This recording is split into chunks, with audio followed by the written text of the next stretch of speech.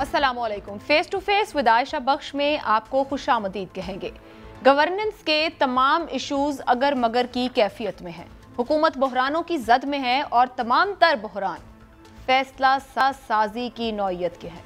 Chairman नैब के notification से intelligence chief के मामले तक फैसला साजी में इबहाम, और यही इबहाम बहरानों, कयास आराइयों और अफवाहों को जन्म दे रहे हैं और हुकूमत सामने आकर इन पर वाज़ेह मौक़िफ़ देने से कतरा रही है। दूसरा, गवर्नेंस का अहम तरीन शोबा अशियाए ज़रूरिया के दाम या निर्ख है। हुकूमत इस पर कंट्रोल करने में नाकाम नजर आती है। वज़ीर ख़जाना अमरीका में मौजूद हैं और वहाँ IMF से मुज़ाकरात हो रहे हैं। अगर ये मुआहिदा हो जाता है और इन शराइत पे होता है जिनकी खबरें हैं, तो महंगाई में इजाफा नागुज़ीर है। बिजली के नर्ख बढ़ा दिए गए, पेट्रोल में आज रात से इजाफा होना है, यूटिलिटी स्टोर्स पर भी कीमतें बढ़ा दी गई हैं। हुकूमत के पास एक ही जवाब है कि सब पिछली हुकूमतों का किया धरा है। जो गर्दिशें हैं पाकिस्तान में, सबसे बड़ा जो इसका कंपोनेंट है वो बिजली घरों को वो किराया देना है। जो हम बिजली लें या ना लें, हमें पूरा साल, चाहे गर्मियां हो पीक सीजन या सर्दियां हो ऑफ पीक सीजन, हमें वो किराया जो है वो देना पड़ता है। माजी में जिन्होंने प्रोजेक्ट लगाए, एक बात तो ये है ना कि वो महंगे प्रोजेक्ट थे, ये सिर्फ एक 50% स्टोरी, वो जरूरत से ज्यादा भी थे। तो ये इतनी महंगी बिजली और इतनी ज्यादा बिजली जरूरत से जो लगाई गई, तो अब इसका हमें खमियाजा तो भुगतना पड़ना है।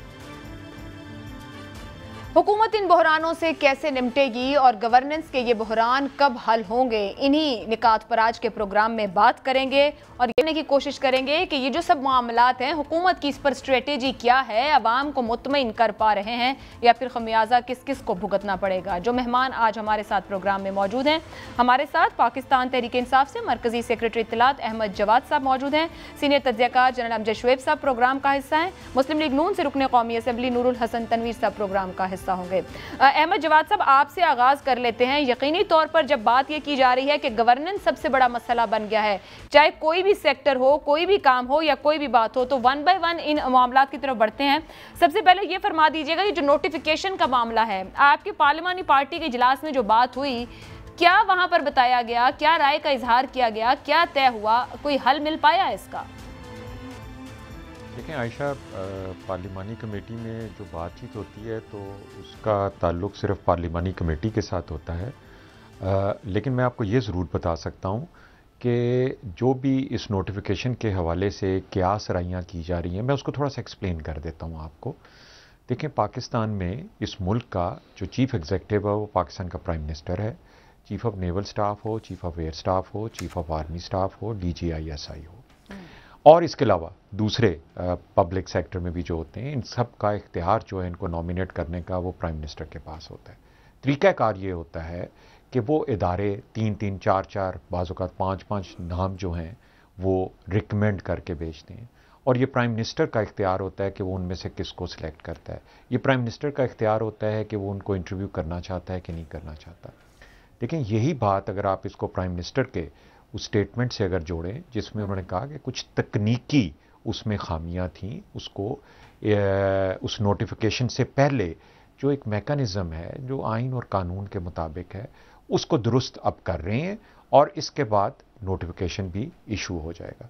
तो इसलिए मैं नहीं समझता कि इसमें कोई गवर्नेंस का इशू है, मैं नहीं समझता कि इसमें कोई डिसीजन मेकिंग के अभाव का इशू है। अगर कोई भी इदारा जो है वो अगर उसकी रिकमेंडेशन के प्रोसेस में अगर कोई कमी रह जाती है, तो मुल्क का चीफ एग्जीक्यूटिव उसको आइडेंटिफाई कर सकता है और उसकी करेक्शन के लिए उनकी गाइडेंस भी कर सकता है। लेकिन फैसला जो है वो इस मुल्क के चीफ एग्जीक्यूटिव ने करना है, और ये फैसला उसको उसी तरीके कानून कायदे के मुताबिक करना जो इस मुल्क में राइज है। दुरुस्त। तो इसमें किसी किस्म का कोई अहमद जवाद साहब, टोटली एग्रीड के चीफ एग्जीक्यूटिव ऑफ पाकिस्तान का प्रोगेटिव है, फैसला उन्होंने लेना है। आप बिल्कुल, आपकी पूरी बात से इत्तफाक है। और सवाल सिर्फ ये है कि क्या मामला समरी पर कोई प्रॉब्लम है, इंटरव्यूज पर आकर रुक गया, इन सब बातों की तरदीद भी आ रही है।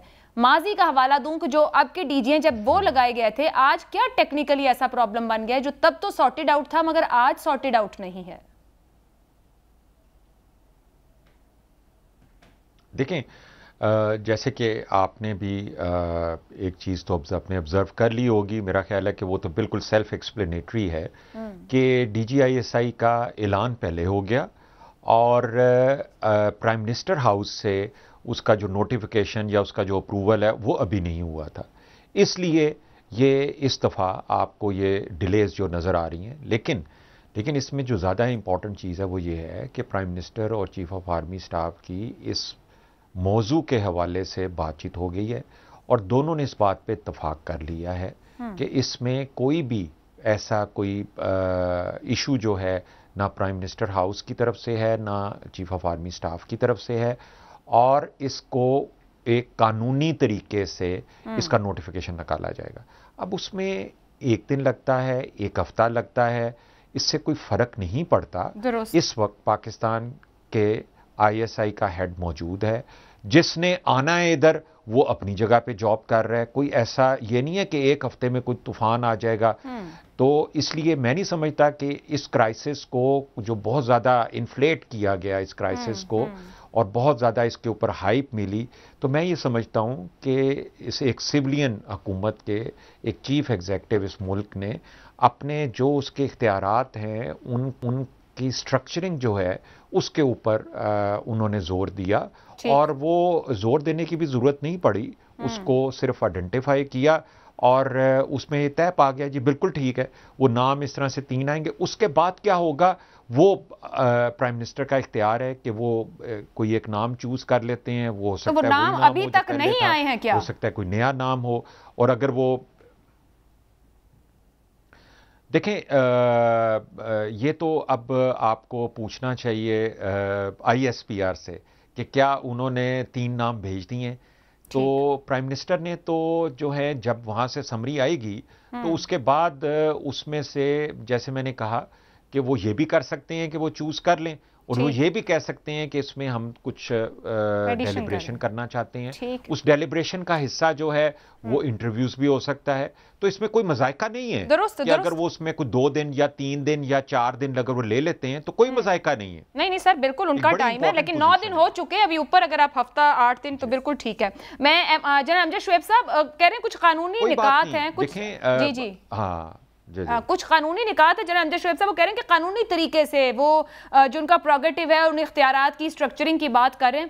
सर ये मामला है क्या, कुछ समझाइएगा। मिसमैनेजमेंट का मामला है तो किस जगह पर है? बिस्मिल्लाहिर्रहमानिर्रहीम। देखिए मुझे तो ये अंदाजा कतन नहीं कि क्या कानूनी मसला है, लेकिन 2 एक चीजें जो मैं अर्ज करना चाहता हूँ वो ये है कि जब ISPR की तरफ से निकलता है ये इतला दी जाती है कि पोस्टिंग ऑर्डर इशू कर दिए गए हैं, फला पोस्ट हो गया है, तो मेरा पुराना नॉलेज यही है कि वुमन वर्बल अप्रूवल ले ली होती है प्राइम मिनिस्टर को, क्योंकि प्राइम मिनिस्टर या कोई भी सिविल मैटर उसको तमाम लेफ्टिनेंट जनरल्स के बारे में पूरी तरह इल्म नहीं होता कि वो उनके कैरियर्स क्या हैं, किसकी क्या रिक्वायरमेंट है, किस स्लॉट के लिए कौन ज्यादा सूटेबल है।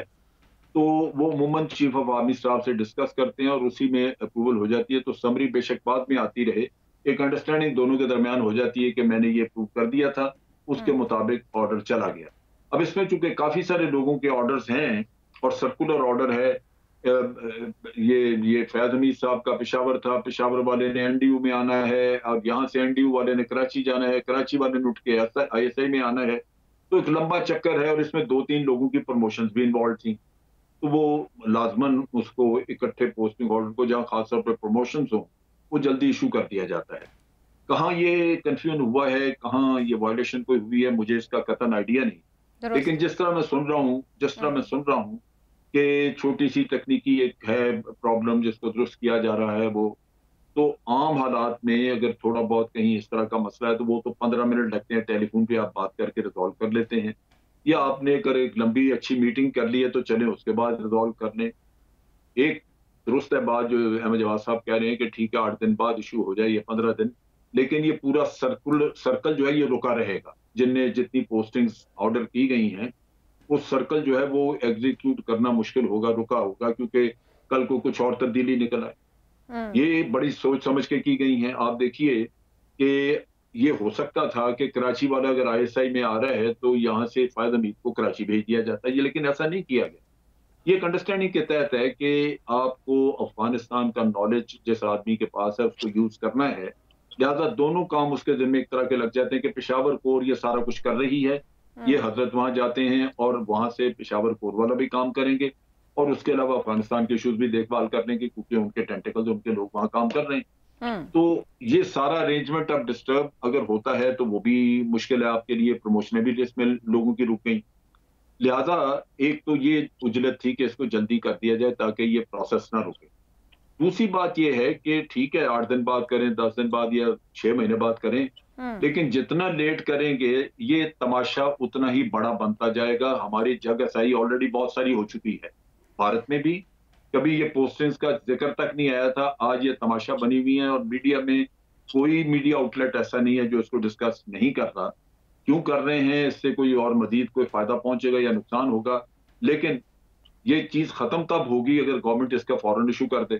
जनरल साहब, जैसा आप खुद कह रहे हैं जितनी ताखीर उतना तमाशा, और जवाद साहब भी कह रहे हैं कि छोटा सा टेक्निकल इशू है। कभी भी मैं रवायतन जानना चाह रही हूँ, गुज़िश्ता कई दहाइयों से जब ये कहा जाता है कि कोई तहरीरी कानून है ना आइन के अंदर ये मामला है, क्या कानून के ना होने की वजह से इतना इबहाम है? क्योंकि जब आर्मी चीफ का मामला था तो तब भी इसी किस्म का इबहाम उस वक्त भी सामने आया था। तो एक रिवायत भी तो है, चीजें चली भी तो आ रही है, क्या गवर्नमेंट को प्रॉपर्ली एक्सप्लेन नहीं किया गया ब्यूरोक्रेसी की जानिब से कि दफ्तरी काम और ये नोटिफिकेशंस कैसे होने हैं? यहाँ कोई प्रॉब्लम है? नहीं, मेरा नहीं ख्याल कि ये कोई इशू ऐसा था, क्योंकि पहले 2 DGISI जो हैं वो यही हमारे मौजूदा प्राइम मिनिस्टर के हाथों पोस्ट हो चुके हैं। फैज हमीद और फैज हमीद से जो पहले थे उनको तब्दील करना पड़ा था, उनकी अपनी रिक्वेस्ट की वजह से। आसिम मुनीर साहब को उनका फैमिली प्रॉब्लम थी और उनको निकालना पड़ा वहां से, तो ये प्राइम मिनिस्टर के अप्रूवल से ही दोनों हुए। तो उसमें तो कोई तमाशा ऐसा नहीं बना कि कोई टेक्निकल गलती, तो ये तो ट्रेडिशन चली आ रही है, हम लोग इसको बड़े अरसे से देखते हैं। मैं नवाज शरीफ साहब का केस आपको बताता हूँ कि उन्होंने खुद पोस्ट कराया था। जब 3 नाम तैयार है तो जनरल मुशर्रफ को उन्होंने कहा कि जी मुझे तो जनरल ज़ियाउद्दीन चाहिए, लिहाजा जनरल ज़ियाउद्दीन को भेज दिया गया क्योंकि वो उस वक्त अवेलेबल थे। लेकिन ये तरीकाकार इस लिहाज से गलत है कि हमें ज़हन में रखना चाहिए कि प्राइम मिनिस्टर का अपना स्लॉट जो है वो एक पॉलिटिकल स्लॉट है। प्राइम मिनिस्टर की अपॉइंटमेंट अपनी पॉलिटिकल है और ये अदारे किसी भी शक्ल में इनको पॉलिटिसाइज देखना नहीं चाहिए। आज अगर प्राइम मिनिस्टर इंटरव्यू करके या किसी और तरीके से चौथा नाम, 5वां नाम लेके तो वो लगवा देते हैं, कल ऑपोजिशन उसको किस नजर से देखेगी?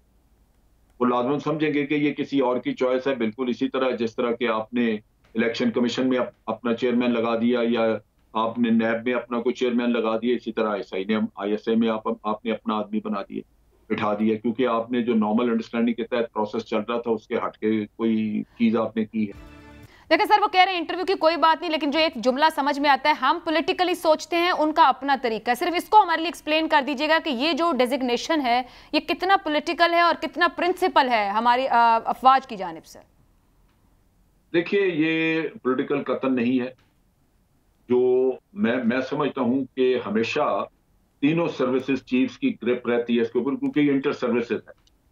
नेवी, एयरफोर्स और आर्मी तीनों डिपेंडेंट है इन पे, और चेयरमैन जॉइंट चीफ कोऑर्डिनेट करते हैं।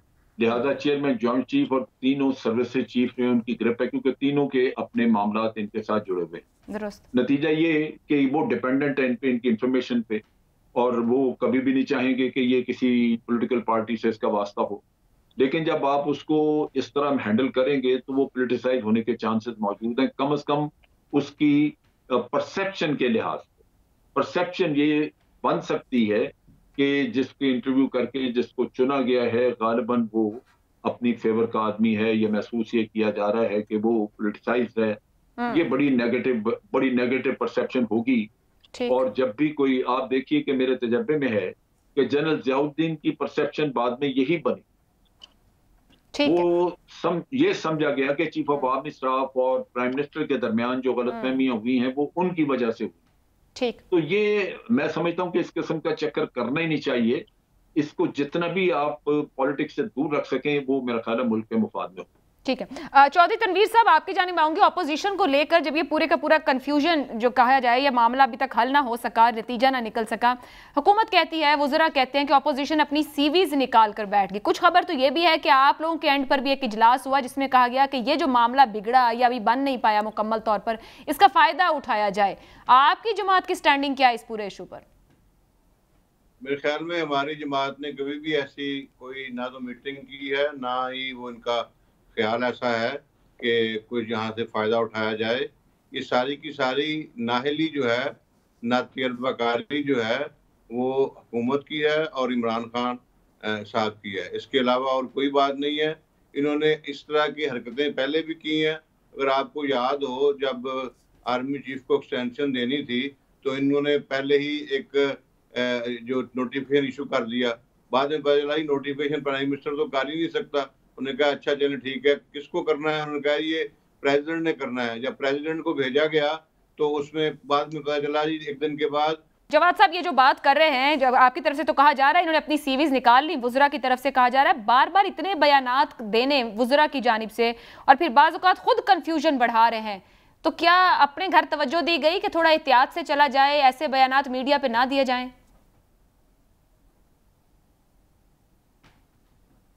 देखें आयशा, आप इस प्रोग्राम में भी अगर आप इस सब्जेक्ट के ऊपर गुफ्तगू देख लें, आपके सवालात हैं, आपका सवालात पूछने का हक़ है, और जो भी मैंने आपको जवाबात दिए हैं उसमें कोई भी ऐसी चीज़ नहीं है कि जिसको ऑब्जेक्शनेबल कहा जा सके। मैंने एक तरीक़ाकार की बात की है, मैंने कानून की बात की है, आइन की बात की है, प्राइम मिनिस्टर के इख्तियार की बात की है, चीफ़ एग्जीक्यूटिव को कैसे ये चीज़ें करनी होती हैं। तो मैंने तो इन्हीं चीज़ों को एक्सप्लेन किया है, और वही चीज़ मैंने बताई कि उस तकनीकी एक वजह से उसको एक पूरा कानूनी तरीक़ाकार अडॉप्ट करने के लिए इसमें ये एक डिले का फैक्टर आया। इसलिए इसके ऊपर ये लेबल लगाना कि ये कोई पॉलिटिकल इशू है या ये कोई इमरान खान कोई अपना कोई ख़ास बंदा लगाना चाहते हैं, ये तो देखें एक अपोजिशन का हक़ है, वो जो भी कहना चाहें, वो तनकीद भी कर सकते हैं, वो स्पेकुलेट भी कर सकते हैं। लेकिन जो ये इशू है, और मैं जनरल साहब की बात से इस हद तक मुत्तफ़िक हूँ कि एक सेंसिटिव इशू है और इसके ऊपर ज़्यादा बातचीत करनी ही नहीं चाहिए। इसमें किसी को भी नहीं करनी चाहिए कोई ज़्यादा बातचीत। एक बड़ा सिंपल सा इशू है मेरे सामने, मैं समझता हूँ कि एक समरी है कि जिसको प्राइम मिनिस्टर ने एवेलुएट करना है।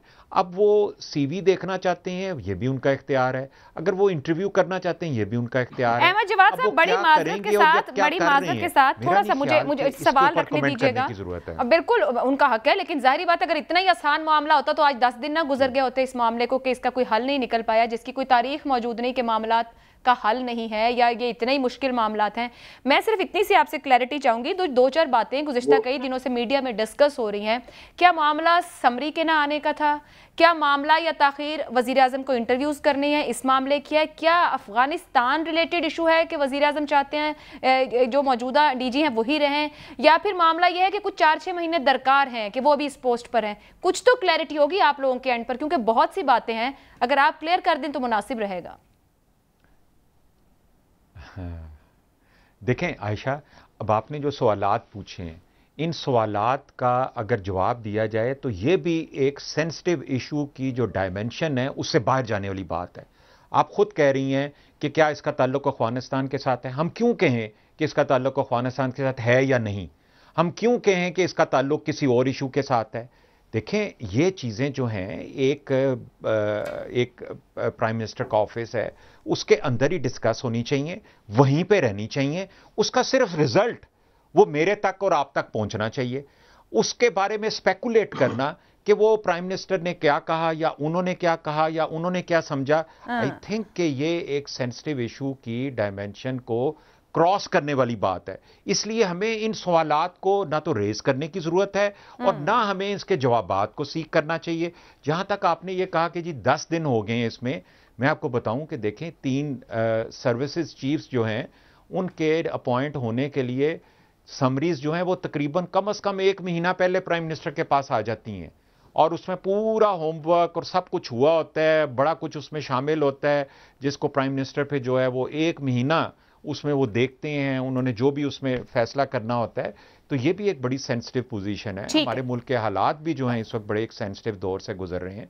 तो अगर इसमें इस मुल्क के एक अहम तरीन अदारे की अपॉइंटमेंट का मसला है, तो अगर उसमें 10 दिन लग गए हैं तो कोई ऐसी बड़ी बात नहीं है। ठीक है जवाद साहब, प्रॉब्लम सिर्फ यहाँ है कि जब हुकूमत इतने लूप होल्स छोड़ेगी तो स्पेकुलेट किया जाएगा उस मामले को आउट ऑफ प्रोपोर्शन। अगर clear point of view government की तरफ से एक बार आ जाए तो शायद उस पर स्पेकुलेशन ना हो। चौधरी जी सर, मैंने तभी कहा मेरे बयान नहीं थे, जितना कुछ स्पेकुलेट मीडिया में होता है मैंने सब आपके सामने इसीलिए रख दिया कि आप बता दें ये बातें तो नहीं है, सिर्फ ये एक मामला है या फलां एक मामला है जिस बिल्कुल ठीक वही तो बिल्कुल ठीक है। चौधरी तनवीर साहब, your standing please, Noon league का मौकिफ क्या है राइट नाउ अब इस इशू के ऊपर?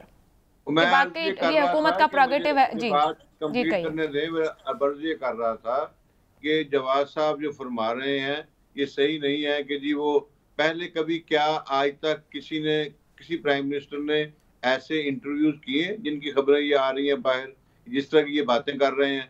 हमेशा ये होता है कि जो अदारा है उसके सरबराह की ये अथॉरिटी है जिसको वो रिकमेंड करें, इन्होंने उसको नोटिफाई करके उसको अप्रूव करना होता है। बिल्कुल ही ऐसे है जैसे सदर के पास आप कोई चीज भेजते हैं साइन करने के लिए, कोई एडवाइस देते हैं, उस एडवाइस को प्रेसिडेंट ने अप्रूव करना होता है। हालांकि जो जाती कहाँ से है, प्राइम मिनिस्टर से जाती है, कौमी असम्बली से जाती है, अप्रूव होके फिर सेनेट में जाती है, सेनेट के बाद प्रेसिडेंट के पास जाती है और वो बिल की तरह मंजूर होता है। बिल्कुल इसी तरह से आप कहें एक पैरा जो है उसको पढ़ लेना कि क्या इनकी अथॉरिटी ऐसे है, बिल्कुल नहीं है। ये ऐसे ही है कि आप देखें अपॉइंटमेंट के हिसाब से चांसलर जो है यूनिवर्सिटीज का वो गवर्नर होता है। गवर्नर जो है वो वही कुछ करता है जो वाइस चांसलर उसको रिकमेंड करता है। ऐसे थोड़ी है कि डे टू डे बिजनेस और अथॉरिटी जो है जिस इदारे के सरबराह की होती है उसकी ये जिम्मेदारी है, उसकी रिकमेंडेशन के ऊपर प्राइम मिनिस्टर। चौधरी तनवीर साहब, अगर प्राइम मिनिस्टर कहते हैं कि वो सिविल सुप्रीमेसी की बात कर रहे हैं तो क्या आपको ये नागवार गुजर रहा है? हमारा मौक़िफ़ ये है, बिल्कुल ये इन्होंने मेरी नजर में ये जो आपका जो इनकी जो नाहलियां हैं, नलायकियां हैं, नातजर्बाकारियां हैं, जो इन्होंने कुछ करना हो तो वो महंगाई को कंट्रोल करने में करें, सारे काम से महंगाई पे आते हैं जो है वो नजरें हटाने वाली बात है। इसके बाद और कोई बात नहीं है। और इनके वज़रा जो हैं वो सारे के सारे नाहल हैं। वो बहुत सारी मामलात में आप आटा दे लें, चीनी ले लें और जो आपके सामने ठीक है जी, मैं इसके ऊपर आती हूँ। चौधरी साहब मुझे इजाजत दीजिएगा और अमजद शुएब साहब से भी जानने की कोशिश करेंगे कि इस पूरे आखिर हल और इम्पैक्ट अगर ताखीर होती क्या रहेगा, और साथ ही महंगाई जो कि अवाम का इशू और सबसे बड़ा अहम इशू है, और गवर्नेंस वहां भी हुकूमत की सवालिया निशान है। इस ब्रेक के बाद प्रोग्राम में आपको एक बार फिर खुश आमदीद कहेंगे। जनरल साहब, उसी बात को यहाँ पे कंक्लूड करते हुए आपके साथ जो कह रहे हैं कि हुकूमत का प्रोगेटिव है, चीफ एग्जीक्यूटिव हैं, ऑपोजिशन उससे उलट कर बात कर रही है कि ये कैपेबल नहीं है, मामला हल नहीं कर सके, पहले भी ऐसा हो चुका। आपके ख्याल में तवील मुलाकात भी रही, जो रिपोर्ट भी हुई कि मामला सॉर्टेड आउट हो गए, उस बात को भी 3 दिन से जायद हो गए। आपकी राय में कितनी मजीद ताखीर का ये मामला मुतहम्मिल हो सकता है, और जितनी ताखीर तो उसके असरात क्या हो सकते हैं मुमकिन तौर पर?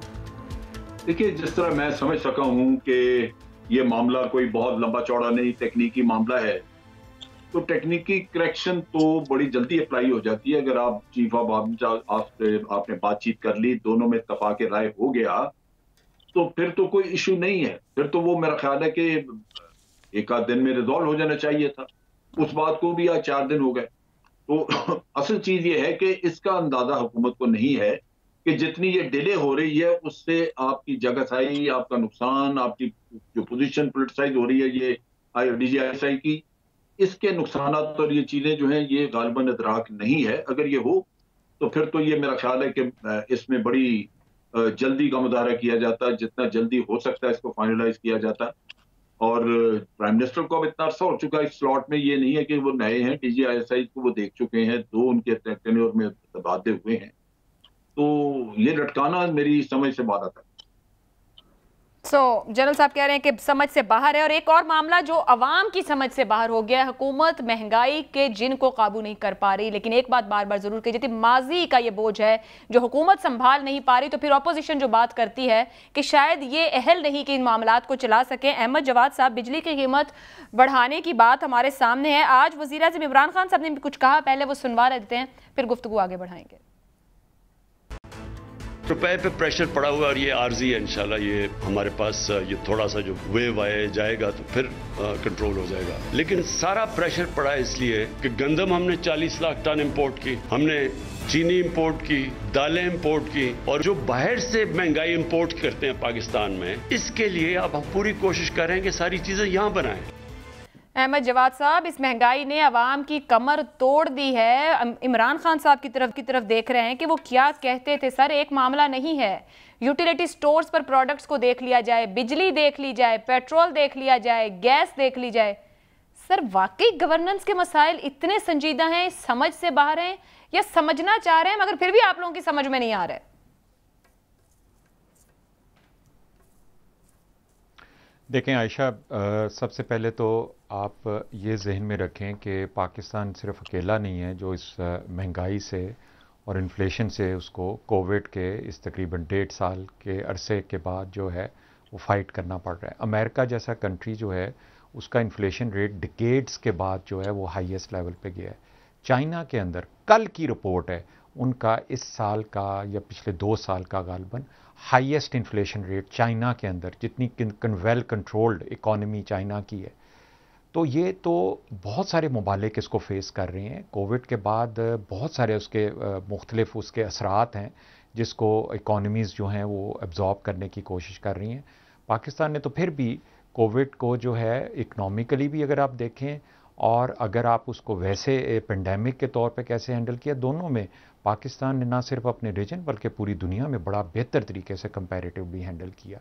अब देखें, बिजली और पेट्रोल ये दो चीज़ें, फ़रख हबीब साहब का गालबन आपने प्रोग्राम के शुरू में क्लिप चलाया था। देखें जो वो बात कह रहे थे कि जी उन्होंने पिछली हुकूमतों ने ज़्यादा बिजली पैदा कर ली, मैं इसको थोड़ा सा एलेबरेट कर देता हूँ। देखें असल चीज़ ये है कि जो सबसे बड़ा गुनाह अजीम हुआ है पिछले 10 से 12 साल के अंदर, वो ये हुआ कि जब पूरी दुनिया अल्टरनेटिव एनर्जी की तरफ चली गई, सोलर और विंड एनर्जी की तरफ, जो कि आज तकरीबन 2 से 3 रुपए के दरमियान जो है इंडिया में भी बन रही है, जिसमें कोई ख़ाम चीज़ नहीं चाहिए, कोई ख़ाम तेल नहीं चाहिए, कोई रॉ मटेरियल नहीं चाहिए।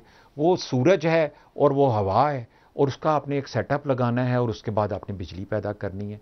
80,000 मेगावाट इंडिया जो है उसने पिछले 12 साल के अंदर इंडिया में सिर्फ सोलर और विंड से पैदा किए। 80,000 मेगावाट। हमारी टोटल कितनी रिक्वायरमेंट है? कोई 20-25 हज़ार मेगावाट। आप देखें, जब आपने एक गलत फैसला लिया, आपने महंगी बिजली के कारखाने लगा लिए। वो आईपीपीएस का तो चल रहा था, वो पीपल्स पार्टी के दौर से उसको मुशर्रफ के दौर में भी चलने दिया गया, फिर पीपल्स पार्टी ने उसको मज़ीद जो है वो एंडोर्स किया और एक्सटेंशन दी, और उसके बाद नून लीग ने भी आके बिजली के जो प्रोजेक्ट्स लगाए वो महंगी बिजली के लगाए। अब आप इस डॉलर एक्सचेंज रेट के साथ साथ और उसके साथ साथ जब खाम तेल पेट्रोल की कीमतों में इजाफा होता है तो उसका डायरेक्ट इम्पैक्ट आपका एनर्जी के ऊपर आता है। आप उस वक्त तक इस चीज़ को फेस करेंगे जब तक आप अपने मुल्क में तेल के बगैर बिजली यानी हाइड्रो, सोलर और विंड एनर्जी की तरफ आप चले नहीं जाते। हाइड्रो के लिए 3 डैम्स जो हैं वो तकरीबन 50 साल के बाद इमरान खान की हुकूमत है जिसने उनका आगाज़ किया है। अब हमें जो है, आप अहमद अजहर की स्टेटमेंट थी चंद दिन पहले कि उसमें उन्होंने कहा कि फ्यूचर के जितने प्रोजेक्ट्स हैं एनर्जी के, वो सारे के सारे जो हैं अल्टरनेटिव एनर्जी के होंगे, सोलर हो या विंड हो। जवाद साहब, इसका मतलब है कि आपके 5 साल में तो आवाम को रिलीफ नहीं मिलेगा। मैं वापस आपकी तरफ लेकर आऊंगी कि अगर आप अपने 5 साल में रिलीफ ना दे सके तो आपका क्या होगा। लेकिन चौधरी तनवीर साहब वो कह रहे हैं कि सब आप लोगों का किया धरा है। वो जरा बात करें, या प्राइम मिनिस्टर साहब बात करें। वो कह रहे हैं कि बिजली बढ़ रही है आपकी वजह से, कर्जे बढ़ रहे हैं आपकी वजह से। अगर आज हम इस मुसीबत में फंसे हुए हैं कि अरबों का कर्जा उतार के हम वहां खड़े थे तो आपकी वजह से। सर, ना आप कुछ करके गए और ना आज अपोजिशन में होकर आप आवाम के लिए कुछ कर सकते हैं। आपका तो कोई और एजेंडा है शायद।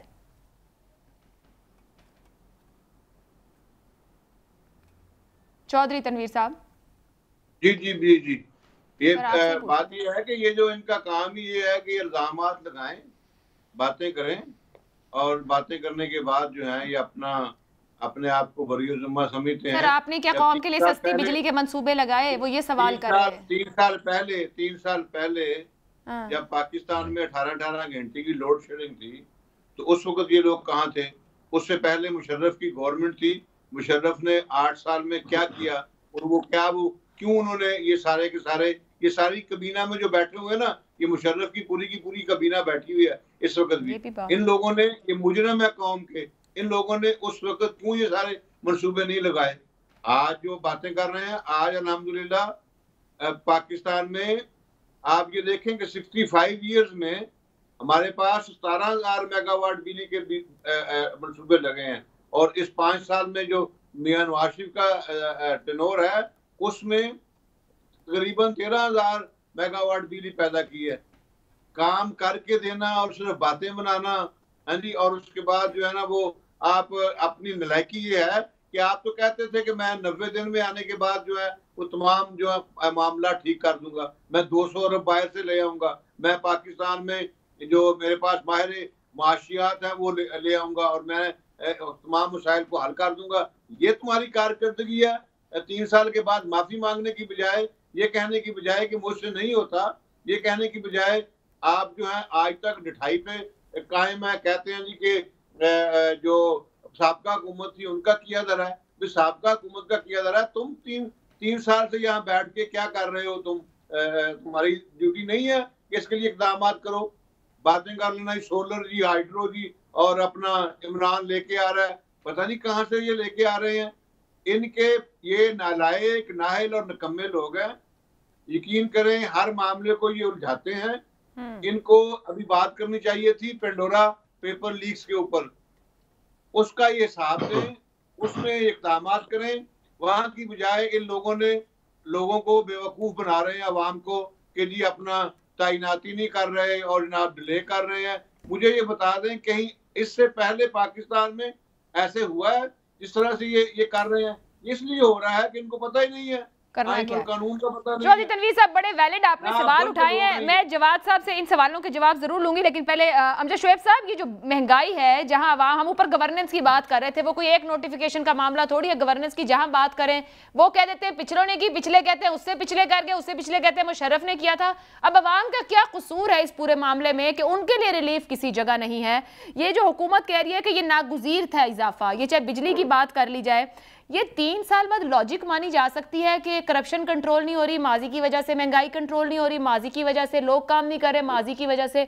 अगर मैं यहाँ सिर्फ फिगर्स रखूँ, 3 साल में बिजली के बिलों में जो इजाफा है, 2018 में जो औसत टैरिफ था वो 12 रुपये 35 पैसे का था, इस वक्त 18 रुपये 16 पैसे पे है। और अगर ये IMF की जो शर्तें हैं ये मान लेती है हुकूमत, तो ये पहुंच जाएगा 19 रुपये 55 पैसे पे। ये बेसिक बता रही हूँ, अभी जो पीक टाइम्स है वो इसके अंदर नहीं है। 3 साल में 60% बिजली की कीमत में इजाफा है, डॉलर कहीं खड़ा है। गरीब बंदा मर गया सर। हम ये कहते ये हुकूमत बेल आउट हो जाएगी, ये कहते कहते कि माजी के हुक्मरान की वजह से हम यहाँ हैं, कुछ इनकी भी जिम्मेदारी है या नहीं है? देखिए आयशा, ये बड़ा एक अलमिया है, इस हुकूमत की भी जिम्मेदारी है और पहली वालों की। उसको आप यूं ले लें कि आज जैसे हम जवाब, हाँ जी, आज जैसे हम जवाब कह रहे हैं कि ये इंटरनेशनल फिनोमेना है, महंगाई है, ये है, वो है, लेकिन जिन मुल्कों में इकॉनमी दुरुस्त है वहां वो अपने अवाम की सहूलत के लिए सब्सिडीज दे के वो उनकी जेब के मुताबिक रखते हैं कि इसकी जो कुव्वत खरीद है उसके अंदर चीज रहे, क्योंकि अवाम की जिंदगी जो है वो जहन्नम नहीं बनाई जा सकती जो बन रही है यहाँ पे। मसला ये है कि यहाँ पे कर्जे लिए कर्जे बढ़ते जा रहे हैं। कर्जा उतारने का कोई जरिया किसी हुकूमत ने नहीं सोचा, ना पहली ने ना आज ये कर रहे हैं। इस पे क्या जरूरत नहीं है इस बात की कि ये सारी पॉलिटिकल पार्टी सीरियसली बैठ के इस पे तवज्जो दें कि क्या वो ऐसे इकदाम हैं, क्या ऐसी प्लान वर्कआउट की जाए जिसके जरिए हम कर्जे का बोझ आहिस्ता आहिस्ता अपने ऊपर कम करें। जो मुल्क कर्जों पे जीता है वो तो सवाल ही पैदा नहीं होता कि अपने अवाम को सब्सिडीज दे सके किसी चीज पे। आपके सर्कुलर डेट बढ़ रहे हैं, आपके जो लॉस मेकिंग एंटिटीज हैं, सरकारी अदारे, उनके लॉसेस बढ़ते जा रहे हैं, आप कर्जा बढ़ रहा है, आपकी जो एक्सपोर्ट्स हैं वो नहीं बढ़ रही। अमजद शुएब साहब, पता है कलामी की माजरत, आपने एक बड़ी अच्छी बात की कि ये पार्टीज बैठ के बात करें। सर ये कहाँ बैठेंगी? ये चौथे पार्लिमानी साल में 2 बार असेंबली इजलास कॉल हुआ है, दोनों बार कोरम ना होने पर खत्म हो गया। एक दूसरे की शक्लें इनको देखना पसंद नहीं, खड़े होते हैं तो पर्सनल कॉमेंट्स एक दूसरे पर करते हैं। ये लीडर है हमारे जो पार्लियामान में मुंतखब करके अवाम ने भेजे, इनका कोई इशू पर्सनल मामले से निकल के नहीं है।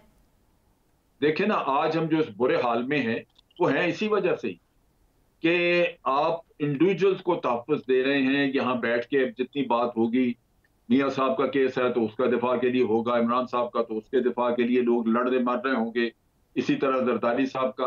अवाम को तो सब कुछ नजर आता है, लेकिन जो पॉलिटिशियन आके दिफा कर रहा है वो गालिबन अपने मुफाद के लिए कर रहे हैं, क्योंकि उसकी पार्टी के साथ ये वफादारी जो है वो उसको टिकट देगी, वो जुड़ा रहेगा। मरे हम वहां पे हैं कि जहां अवाम का तस्करा कहीं है ही नहीं, ये लीडर का है या जो भी जिसको मानते हैं लीडर उसका है। अब मिसाल के तौर पे मैं रोजाना इनसे सुनता हूं कि जनाब हमारे लीडर तो PMLN वाले कहते, हमारे लीडर तो नवाज शरीफ साहब है। कभी किसी और मुल्क में ये बात होगी कि एक सिटिंग वजीर आजम सुप्रीम कोर्ट में वो और उनकी बेटी फैब्रिकेटेड जाली डॉक्यूमेंट्स जमा कराएं? वो तो पार्टी छोड़ के पूरा मुंह में मुल्क में कहीं मुंह नहीं दिखा सकता। लेकिन यहाँ लड़ेंगे मरेंगे, कागजात तो साबित हो, कागज तो साबित हो गए थे ना कि कागज तो जाली थे, उसमें तो कोई शक नहीं था। हो गए थे तो वो बिल्कुल गलत कह रहे हैं। ये मैं नहीं गलत कह रहा, आज तक ये साबित नहीं हो सका, आज तक नहीं ये आपके लिए तो कयामत तक नहीं साबित होगा, क्योंकि आपकी वफादारियां वहां पे, आपने तो कुछ और करना नहीं। ये सारे रहे हैं अगर हम लोग, मैं आपको बता रहा हूं। अच्छा, अमजद साहब का पॉइंट पूरा हो लेने दें, फिर ब्रेक के बाद मैं आपको ले लूंगी। ये डिक्लेयर हो चुका, सुप्रीम कोर्ट ने डिक्लेयर किया कि ये डॉक्यूमेंट्स जो है ये फॉल्स। आप कैसे कहते हैं कि जनाब ये नहीं है? कौन से ये जब सुप्रीम कोर्ट में केस चला था, पनामा वाला केस जब सुप्रीम कोर्ट में चला था, कतरी खत आया था कि नहीं? आप मियां साहब का तकरीर सुन लें, मेरी बात सुन लें, आप मेरी बात सुन लें, ये जो आप मेरी बात सुन लें, मेरी बात सुन लें। चौधरी साहब उनको बात मुकम्मल कर लेने दें। चौधरी तनवीर साहब ब्रेक लेनी, फिर मैं आपका पॉइंट ले लूंगी जी। मेरी बात सुनिए, मियां साहब ने मीडिया पे बेशुमार 2-3 तकरीरें और फिर उन्होंने पार्लियामेंट में भी की। ठीक है, उन्होंने कहा जनाब बेनामी रखते हैं वो लोग जिन्होंने 2 नंबरी काम की हो। हमारे तो सारा कुछ हाजिर है, हमारी जायदादें हैं, हमारे नाम पे हैं, हम तस्लीम करते हैं हमारी जायदादें हैं। और जब अदालत में गए तो कहते हैं जी हमें तो पता ही नहीं किसकी जायदादें।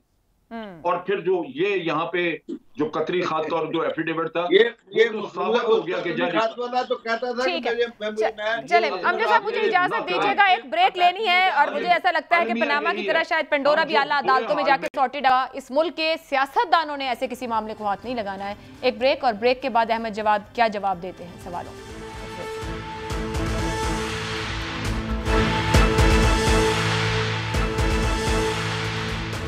प्रोग्राम के आखिरी हिस्से में आपको एक बार फिर खुशामदीद कहेंगे। अहमद जवाद साहब, जो चौधरी तनवीर सवाल उठा रहे थे, आप माजी पे डालते रहेंगे।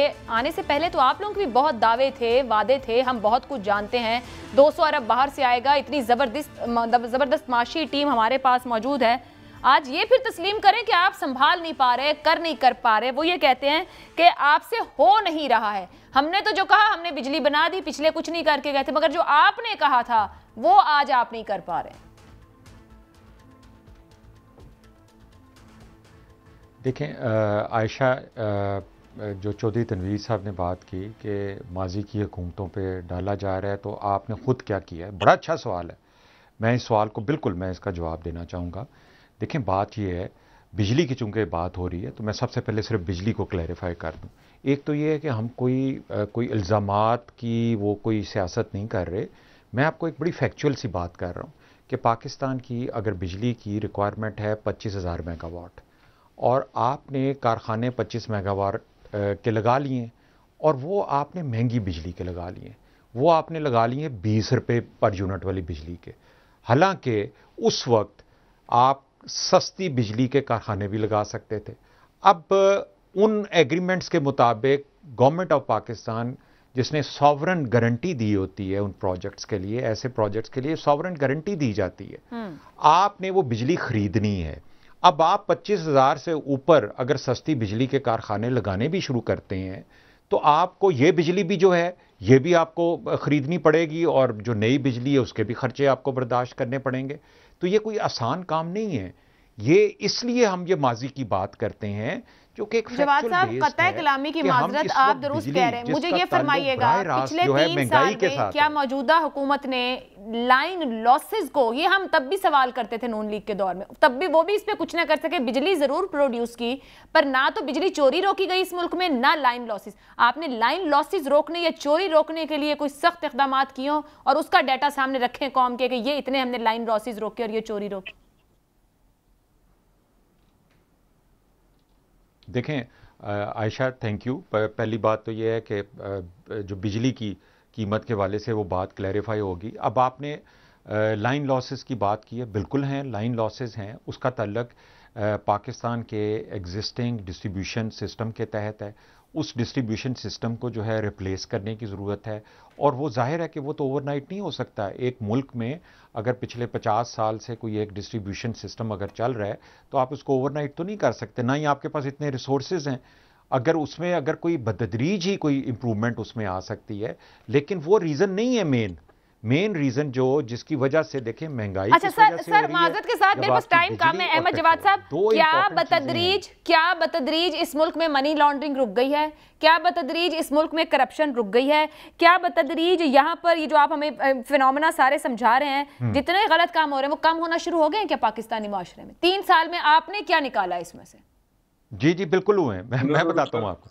मतलब हमें तो नजर आता है कि पेंडोरा के बाद आज हुकूमत पाकिस्तान आला अदालत जाती और जाके कहती है कि जिनके नाम आए हैं इन सबको एफबीआर के नीचे ले आओ। बट इस बार पीटीआई नहीं हिली पेंडोरा पेपर्स आने के बाद, अदालत नहीं गए, अपने नीचे सब कुछ रख लिया है। जी मैं पहले जो आपने मनी लॉन्ड्रिंग की बात की थी, देखें मैं आपको मनी लॉन्ड्रिंग का, ये आपने चूंकि एक सवाल किया था, देखें इस मुल्क में कोई तकरीबन 18-20 अरब डॉलर जो था वो फॉरेन रेमिटेंस आती थी जो बैंकिंग चैनल से। वो 20 अरब डॉलर जो है वो इस वक्त कोई 28-29 अरब डॉलर पर ईयर पे एनुअली जो है वो पहुंच चुका हुआ है। ये 8-9 अरब डॉलर जो है ये पहले ये हुंडी के तहत आता था, ये ब्लैक मनी के तहत आता था, ब्लैक चैनल से आता था, ये वाइट मनी नहीं होती थी। अब आप ये देखें कि सिर्फ फॉरेन रेमिटेंस में आप तकरीबन 8-9 अरब डॉलर का बैंकिंग चैनल के अंदर इजाफा कर चुके हैं। यानी देखें मनी लॉन्ड्रिंग तो उसी वक्त ही खत्म होगी ना कि जब आप पहले लोगों को इस बात की दावत दें कि कानूनी तरीके जो हैं उनको सूट करें। जब हमने वो प्रोवाइड किए तो आप देखें 8-9 अरब डॉलर का उसमें फर्क पड़ गया। ठीक है, अब मुझे इसी पे चौधरी तनवीर साहब से जवाब लेने दें। चौधरी तनवीर साहब वो बता रहे हैं कि ये उनकी कारकर्दगी है, वो कहते हैं कि लोग ट्रस्ट करना शुरू हुए हुकूमत को। सर अगर आपको याद हो तो पनामा पे वो गए थे, पेंडोरा पे आप लोग हिले, कोई आप लोगों ने कोई इकदाम लिया हो, अदालत गए हो, कोई एहतजाज किया हो? अगर 1 मिनट के लिए हम मान लें कि इन्होंने बड़ा इंक्रीज किया, बड़ा अच्छा कर दिया, उसका इम्पैक्ट जो है आम आवाम के ऊपर क्या आया है? क्या वो 8 अरब आने से जो है वो बिजली सस्ती हो गई है? क्या आटा जो है वो आपको कम कीमत में मिलना शुरू हो गया है? और ये कि ये जो फरमा रहे थे कि पिछली हुकूमतों ने उन्होंने कुछ किया तो सही ना, उससे पहले तो सोए हुए थे। मैं ये कहता हूँ कि 8 साल परवेज मुशर्रफ ने क्यों नहीं ये विंड के प्रोजेक्ट लगाए, क्यों नहीं उन्होंने हाइड्रो के प्रोजेक्ट लगाए, क्यों नहीं उन्होंने जो है ना वो बिजली पैदा करके दी? ठीक है चौधरी साहब आप वही बात कर रहे हैं, वो आपको कह रहे हैं आप अपने पीछे कहना शुरू कर दें। शरफ के बारे में सवाल बिल्कुल सही सवाल है। जिम्मेदारी तकसीम होगी ना, जिम्मेदारी डिवाइड होगा ना, कौन कितने % जो है वो जिम्मेदार है। जब आप लोग संभाल ही नहीं सकते तो आते क्यों हैं हुकूमतों में आप सब? जब आवाम कोई रिलीफ नहीं दे सकते, ऊपर भी आती है जिम्मेदारी। देखिए पिछले 20 साल को ले लें आप। हाँ 20 साल के ऊपर तकसीम करें आप। 20 साल में 8 साल में एक बंदा बैठा हुआ उसके ऊपर, उस 8 साल के बाद 12 जो साल है उसको तकसीम करें दूसरों के ऊपर, जिम्मेदारी भी वैसे डिवाइड होगी। बात यह है कि जब जिम्मेदारी आप लेंगे तो ही आगे बात चलेगी। और आप ये फरमा रही है ना कि जी अपना आपका क्वेश्चन क्या था, एक और अपना हम पेंडोरा पेपर में क्यों नहीं गए? हमें जाना चाहिए, हम तो उसको उठा रहे हैं, हम उसके ऊपर बात कर रहे हैं। कहाँ उठा रहे हैं सर आप लोग? इमरान खान साहब याद है कि ऑपोजिशन में उन्होंने पनामा को कैसे उठाया था? कोई भी नहीं। आप क्या उठा रहे हैं सर? उसमें आप तो पार्लियामेंट नहीं जा पा रहे हैं। पार्लियामेंट में भी हमने उसके ऊपर बात की है और फर्दर भी उसके ऊपर बात कर रहे हैं। इजलास ही नहीं हो पा रहे, वहां पे कोरम नहीं पूरा हो रहा, आप लोग क्या बुला रहे हैं? अमजद शुएब साहब, ये तो जिम्मेदारी बांट रहे हैं कि आपस में हम ये मुल्क में जो नाहली हो रही है तो हम सब आपस में बांट ले थोड़ी थोड़ी करके। अब अवाम बेचारी को क्या कसूर है इस सारे मामले में कि वही सोच समझ के वोट डालना शुरू कर लें? देखिए बात यह है कि जिम्मेदारी ये सबकी है। अवाम के ऊपर छोड़े, अवाम ने आपको मुल्क बना के दिया है। हकीकत ये है कि हम अवाम से, मैं अमजद शुएब साहब से पूछी थी चौधरी तनवीर साहब, नहीं हम उनको इख्तियार ही नहीं देते। उसके बाद जो आपके पास जो तो आप कह रहे हैं कि नवाज शरीफ साहब बेख्तियार वजीर आजम रहे 3.5-4 साल, जो खिचड़ी पकाई तो जा रही है, आप लोग वजीर आजम ही क्यों बनते अगर इतने बेख्तियार हैं? अमजद शुएब साहब प्लीज।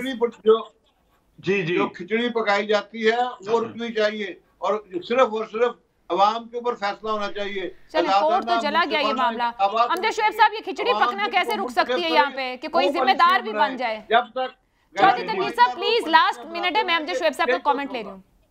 अमजद शुएब साहब, ये खिचड़ी बनना कैसे रुक सकती है?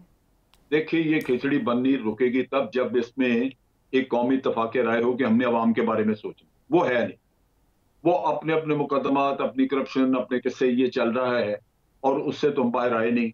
और ये एक हुकूमत जिसने वादा किया था कि हम निकालेंगे, पैसे निकलवाएंगे, अंदर करेंगे, इन्होंने अभी आप देख लीजिए जो बना के दिया है, जो ऑर्डिनेंस इन्होंने इशू करवाया है इस पे नैब का अमेंडमेंट का, वो इससे बड़ा एनआरओ और क्या हो सकता है। तो बस मायूसी एक तरह की है कि अवाम ने इनको वोट दिया था इसलिए कि वो पिछले 2 पार्टियों से तंग थे कि वो 3 बारियां ले चुके हैं और इन्होंने कुछ नहीं किया। ठीक है, अब ये एक होप थी इसने जो कुछ कर दिया। मैं बहुत शुक्रिया अदा करूंगी तीनों मेहमान जो अमजद शुएब साहब बात खत्म कर रहे हैं कि जो हुकूमत ये कहती रही कि एनआरओ नहीं देंगे, उनका इख्तिताम भी वहीं आकर हुआ कि एनआरओ ना चाहते भी दे बैठे हैं।